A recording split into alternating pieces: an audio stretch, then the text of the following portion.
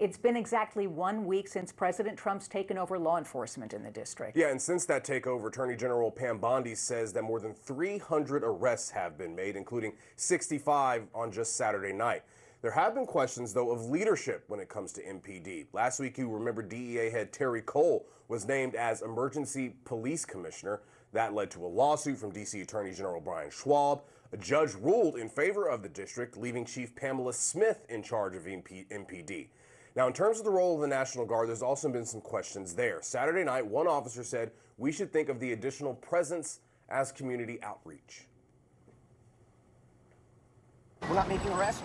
We're not grabbing people up or throwing them in the back of the cars like some people have already accused us of doing. We're walking around talking to people. If I see somebody that's filming, I have no problem going up and say, hey, how are you? Because we're just doing the kinder, friendlier. We're out here, so hopefully if anybody is around here that is going to try and shoot up the place tonight or rob somebody or kidnap somebody, that they're deterred because there's so many of us out here. Joining us to talk about the further National Guard deployment in the district is Sunrise on the Hill's Max Marcilla. Max, it seems like the message here is that 800 National Guard members isn't enough to keep the district safe. Fill us in. Right, well, that must be the message because the Trump administration has asked for additional National Guard members, and that extra support is coming from 3 different states, each with a Republican governor. Now, those states are Ohio, South Carolina, and West Virginia, and in total, those 3 states are sending about 750 National Guard members. The first couple hundred, the ones from West Virginia, got here yesterday. The others coming within the next day or two. We know that those, again, roughly 700 come on top of the already about 800 National Guard members from D.C. who are here on the ground. Their mission, though, from these new members, it will largely remain the same. They are strictly tasked with helping D.C. police and federal agents as needed, not making any arrests, though they can detain people and hold them until police come for an arrest. Now, we do know that these Guard members will be concentrated around the National Mall here at Union Station, where you can see there are a couple of National Guard members already here this morning, as well as some other federal buildings. That's where they will be stationed.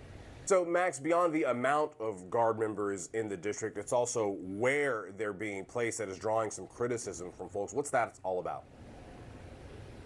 Right, well, the criticism really comes because you look at especially the National Mall, but even here at Union Station, these are not high crime areas, definitely not high violent crime areas. In fact, some data from DC police that we went through shows that over the last 4 years, violent crime only happens in or around Union Station about once every month and a half. So this is not a high violent crime area, yet still these are where the National Guard troops are. And Pentagon press secretary spoke about that after, she was asked, hey, this is not where the violent crime is happening. But her response was these Guard members need to be a visible deterrent. They also need to help make people feel safer in these areas, in these, high tourist and high traffic-y areas. That's why these members are in these locations. So, Max, we know last week the D.C. National Guard said those deployed will not be armed. But that appears to be changing. Right. We asked the National Guard about that because yesterday they said that, as long as it, is in line with their mission and their training, some Guard members could be armed. That, again, leaves a lot of room for questions. We don't know what missions those would be, where they would need to be armed. We don't know if any are armed so far. The ones here at Union Station do not appear to be armed. So, again, could be changing. We could see some armed National Guard members, but we don't know when, where, or who would be armed.